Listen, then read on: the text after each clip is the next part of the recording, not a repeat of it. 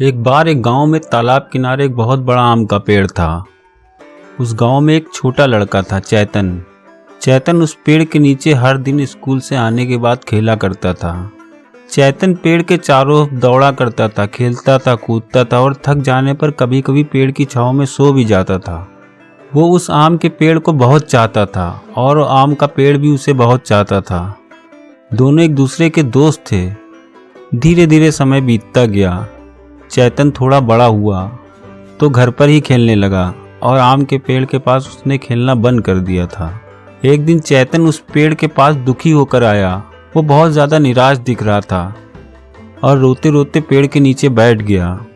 ये देखकर आम के पेड़ ने उससे कहा, चलो चैतन खेलते हैं।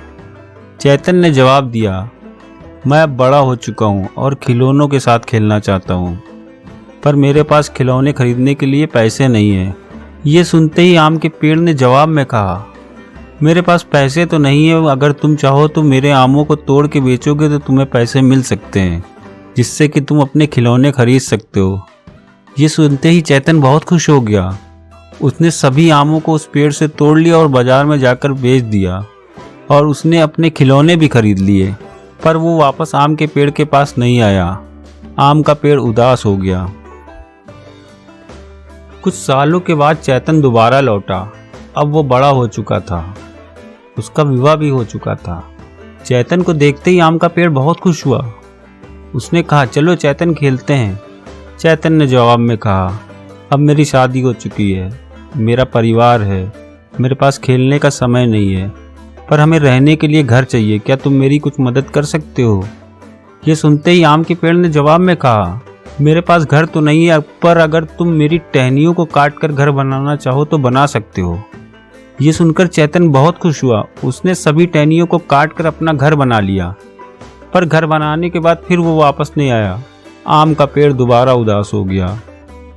कुछ साल बाद चैतन फिर उस आम के पेड़ के पास पहुंचा। आम का पेड़ उसे देखते ही खुश हो गया। उसने कहा, चलो चैतन खेलते हैं। चैतन ने कहा, मैं अब काम कर कर के थक चुका हूँ, मैं अपने लिए एक नाव बनाना चाहता हूँ, जिससे कि मैं नदी में घूम सकूं, क्या तुम मेरी मदद कर सकते हो? ये सुनते ही आम के पेड़ ने जवाब दिया, मेरे पास नाव तो नहीं है, पर अगर तुम चाहो तो मेरे तने को काट करके अपने लिए नाव बना सकते हो। ये सुनकर चैतन बहुत खुश हुआ। उसने पूरे पेड़ के तने को काट दिया और उसने उससे अपने लिए एक नाव बनाई। कई वर्षों के बाद चैतन उस पेड़ की जगह पर लौटा। तब वो बूढ़ा हो चुका था। उसे देखते ही बचा हुआ पेड़ खुश हुआ और बोला, मुझे माफ करना चैतन, मेरे पास तुम्हें देने के लिए कुछ नहीं है। आम के पेड़ ने कहा, मेरे पास तुम्हें देने के लिए आम नहीं है। चैतन ने कहा, मेरे पास अब आम खाने के लिए दांत नहीं है। आम के पेड़ ने कहा, मेरे पास टहनियाँ भी नहीं है जिससे कि तुम खेल सको। चैतन ने कहा, मैं बूढ़ा हो चुका हूँ और मैं ना चल सकता हूँ ना खेल सकता हूँ। तब उस आम के पेड़ ने कहा, मेरे पास सच में कुछ नहीं तुम्हें देने के लिए, जड़ों के अलावा। चैतन ने कहा, मैं अपने जीवन में थक चुका हूँ, मुझे आराम करने के लिए एक जगह चाहिए। ये सुनकर आम के पेड़ ने कहा, आराम करने के लिए पुराने पेड़ों के तनों में सुकून मिलता है। ये सुनते ही चैतन पेड़ के नीचे आराम से सो गया। ये देखकर आम का पेड़ बहुत ही प्रसन्न हुआ और मुस्कुराने लगा। यहाँ आम का पेड़ हमारे माता पिता को दर्शाता है। जब हम छोटे होते हैं हम उनके साथ खेलना पसंद करते हैं और बड़े होने पर उन्हें भूल जाते हैं। वो हमारे हर एक सपने को पूरा करने के लिए अपनी जी जान लगा देते हैं, लेकिन जब हम बड़े हो जाते हैं तो हम उन्हें छोड़ के चले जाते हैं और ज़रूरत पड़ने पर ही उनके पास जाते हैं।